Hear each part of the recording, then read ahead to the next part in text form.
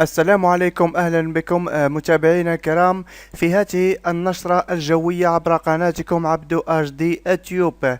إذن رمضان مبارك للجميع. إذن بحول الله تعالى متابعينا الكرام ستكون المناطق الجزائرية وستعرف إن شاء الله استقرار في أحوال الطقس وأجواء مشمسة ابتداء من يوم الغد الخميس إلى الجمعة صباحا إن شاء الله، ابتداء من أمسية الجمعة متابعينا الكرام. وكما نتابع معكم في الصورة ستكون المناطق بحول الله تعالى الشرقية والوسطى إن شاء الله ستعرف تقلبات جوية هامة ستخص كل هذه المناطق إن شاء الله، بداية كما قلت من أمسية الجمعة وإلى غاية الثلاثاء القادم 28 من شهر ماي إن شاء الله.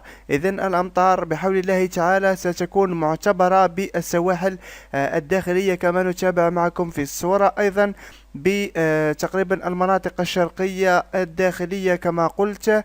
إذ ننتظر كميات كبيرة تتراوح ما بين 30 إلى 70 ملم، وربما الكميات قد تصل أو قد تفوق 80 ملم. إذن كميات كبيرة من الأمطار وإن شاء الله السحب الرعدية القوية التي ستميز كل هذه المناطق الجزائرية الشرقية الوسطى وبعض المناطق الغربية الوسطى. إذن متابعينا الكرام، الحرارة ستعرف انخفاض محسوس في درجة الحرارة، وستكون ابتداء من السبت إلى الأحد والاثنين إلى غاية الثلاثاء صباحا احتمال كبير متابعينا الكرام لتساقط للبرد من الحجم الكبير على أجزاء واسعة من المناطق الشرقية والوسطى. إذن سنصدر نشرات جوية خاصة تحذيرية من تساقط لحبات البرد.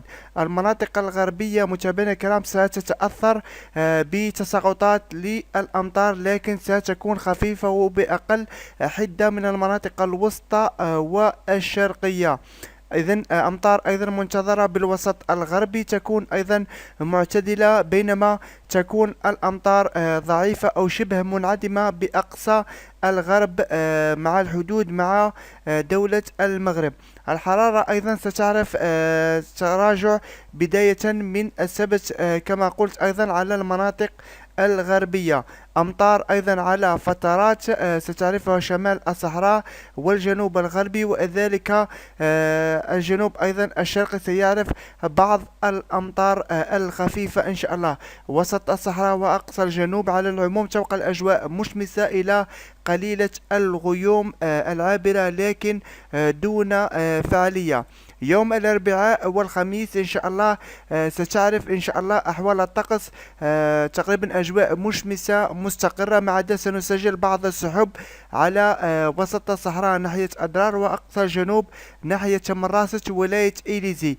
ننتقل إلى يوم الجمعة واليوم الأخير من الأسبوع إن شاء الله. ستعرف المناطق الجزائرية ارتفاع محسوس في درجة الحرارة مع سحب على المناطق الجنوبية الشرقية وأقصى الجنوب مع رياح قوية قد تفوق 80 كيلومتر في الساعة، بالإضافة إلى المناطق الساحلية أيضا ستعرف رياح قوية وأجواء مشمسة مستقرة. إذن سأوفيكم بكل جديد أحوال الطقس، فقط تابعونا متابعينا الكرام، والسلام عليكم ورحمة الله تعالى وبركاته. صحة فطوركم.